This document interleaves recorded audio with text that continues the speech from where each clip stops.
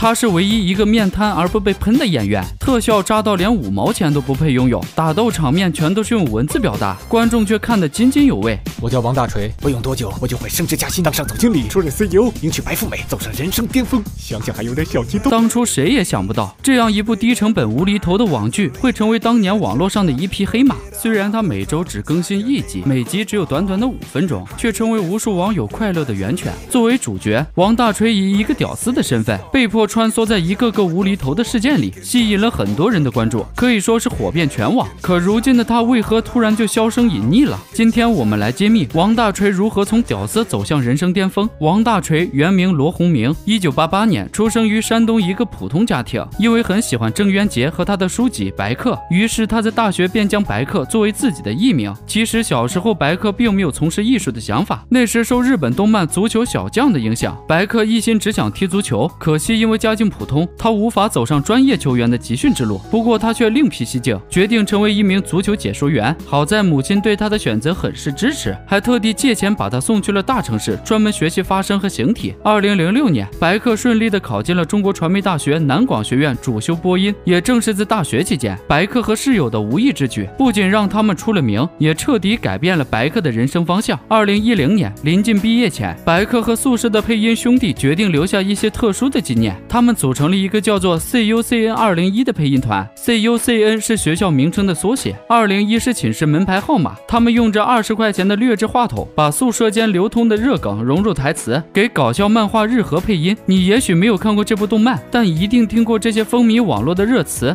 坑爹呢，这是不给力呀，老师！我勒个擦！当年搞笑漫画日和上线后，仅1周点击量就破100万，且还拿了不少奖。白客第一次尝到了成名的快乐。虽然在网上有了一定的知名度，但白客并未改变自己体育解说员的梦想。毕业后，他进入到扬州电台工作，不过后来发现播音主持和体育解说相去甚远。迷茫之际，他想起了配音日和的走红，于是决定辞职北上，寻找更多的发展机会。北漂的生活非常艰苦，而且一切都要从头开始。之前配音日和的热度早已消退，白客只能从配音学徒做起，日子过得也是饥一顿饱一顿。让白客万万没想到的是，一个改变自己人生轨迹的机会不经意间悄然降临。2012年，白客接到教授易小青的电话，邀请他加入万和天宜。虽然说是公司，但整个万和天宜却只有10几名员工。刚开始，白客既做配音也做编剧，直到万万没想到这部神剧横空出世，白客也一炮而红。但王大锤这个名字却成了他一生的枷锁。万万没想到，多年之后，白客会对王大锤这个角色讳莫如深，甚至说王大锤是我演过的最恶心的角色。当初万万没想到选角时，因为男主角王大锤是一个不断被生活打磨的普通青年，需要一张既不太好看也不太难随处可见的路人脸，于是长相人畜无害的白客就承担了王大锤一角。白客放好眼，他用一个表情演完了整部剧。谁也没想到，这部剧最终能够在全网播放量突破4亿，成为2013年第1网络神剧。而王大锤作为里面的灵魂人物，一夜之间也成为了网络最著名的屌丝。在剧中，他永远一副呆若木鸡的表情，不停地穿越到各个场景，体验各种不同的人生经历。但是不管穿越到哪个场景，他的结局都是以最倒霉的方式收场。我叫王大锤，是一名普通的小员工。今天是我的生日，大锤啊，生日快乐！有什么愿望就跟老板说。老板，能不能考虑把我5年3个月的工资先还给我？你竟然向我索要工资！好阴险的小人，居然趁生日要挟老板发工资！呸，不要脸！咱们通宵下班去，不要和这个垃圾一块玩了。走，走！哎，神经病啊！我怎么就不要脸了？大锤，本来想着拒绝你200次就答应你的，可我没想到你是这种人。我怎么了？锤！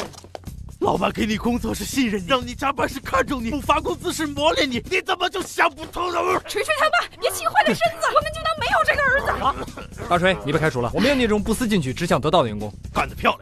怎么回事啊？我就想要下工资而已啊！很多观众在王大锤这个小人物的身上看到了自己的影子，怀着梦想，对未来的憧憬，可是屡遭碰壁。而这种主打搞笑无厘头的剧情，虽然每集只有短短的几分钟，却能让观众哈哈大笑。他那充满调侃和反讽的剧情设定，也很有周星驰的味道，在当时被誉为内地周星驰。仅仅是2014年，白客就和撒贝宁一同主持了当年的央视网络春晚，紧接着更是和杨幂、古天乐和张国立等一众大咖合作了百事的新春广告，还以7位数的价格代言了手机百度。此时王大锤终于可以在现实中走向人生巅峰。可接下来公司万合天宜的发展却出乎他的预料。2015年，白客担纲男主角，出演奇幻喜剧大电影《万万没想到》。这部片子当时的关注度非常高，公司也是做了大量的宣传，还请了好几位当红明星来客串。那些年和王大锤一起爆火的还有大鹏的屌丝男士、筷子兄弟的老男孩。2014年，筷子兄弟的第一部院线电影《老男孩之猛龙过江》上映4天过亿。2015年，大鹏的处女作《煎饼侠》创下10亿票房。就当所有人都觉得这部电影会超出预期，超出当时大火的《夏洛特烦恼》的票房时，可是天不遂人愿。这部电影虽然上映2天就过亿，但由于剧情老套、笑点生硬、消费情怀等问题，票房和口碑迅速跌到谷底。白客的演技在这部电影中也暴露出了短板。他之前学习的是播音主持专业，对于表演并无太大研究。虽说王大锤本身就是面瘫脸设定，不需要有什么情绪波动，但院线电影时间长达90分钟，剧情短的时候，观众乐呵一下就过去了。可剧情一长，白客的演技问题就没办法忽视。2016年，白客在周星驰的《美人鱼》里用招牌呆脸客串一个游客。2017年，在王宝强主演的《大闹天竺》中饰演男2号唐僧。从这些作品中可以看出，他一直被禁锢在王大锤的标签里，而演员最怕的就是被定性，一旦被某个角色和类型画上等号，是件很可怕的事情。可白客不希望自己的戏路止步于此。2017年，叶挺将军后人，著名导演叶大鹰炮轰电影《建军大业》的选角，瞿秋白烈士是我最崇敬的革命烈士。这个哥们儿叫逗逼白客，在《建军大业》里演瞿秋白烈士，我真的觉得心在流血。这是白客第一次参加主旋律影片，他一改此前影视作品中的喜剧扮相，正儿八经的架起眼镜，穿上西装马甲，饰演温文尔雅的瞿秋白先生。然而观众并不买账，因为大家对白客的印象还停留在王大锤阶段，甚至有网友调侃，电影中白客一开口，我就自动脑补出了王大锤的台词：我叫瞿秋白，万万没想到国共合作还是破裂了。白客之所以很难摆脱掉王大锤的标签，一个很大的原因是当年的王大锤太红了，在王大锤之后，白客几乎被定型，想要改变观众的印象，无疑是难如登天。何况他还只是一个半路出家的演员。不过再难，白客也没有放弃。2019年，他在电影《被光抓走的人》中饰演被光遗留下来的筷子。筷子是一个无所事事的小混混，对别人凶狠冷酷，对好兄弟却情深似海。随着剧情深入，筷子实则是一个不敢言爱的深贵。一个复杂多面的角色被白客演绎得很好。虽然在这部剧中他没有拖后腿，但演技还是有待提升。而最让人感到白客演技进步的，就是2021年上映的电影《门锁》。他首次尝试反派，饰演一个人前是善良温暖的宠物医生，人后却是冷酷的变态杀手。第一次尝试饰演反派角色，就演出了一股让人不寒而栗的斯文败类感。抽我！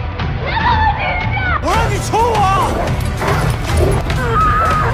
我求你了，我求你了！大点声，听不见。我求你了！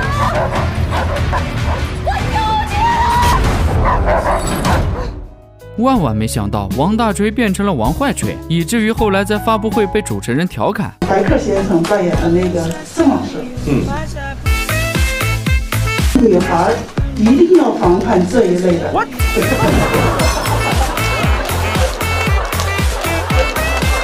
我太难了。2020年，白客主演的励志电影《不止不休》入围第77届威尼斯电影节，还入围了第45届多伦多电影节。可以说，他现在已经可以称之为实力演员白客。其实，配音演员出身的白客在台词方面也有很高的天赋，并且他在身临其境中的惊艳表现，也刷新了他在观众心中只会搞笑的单一印象。你知道为什么那次的行动会失败吗？为什么？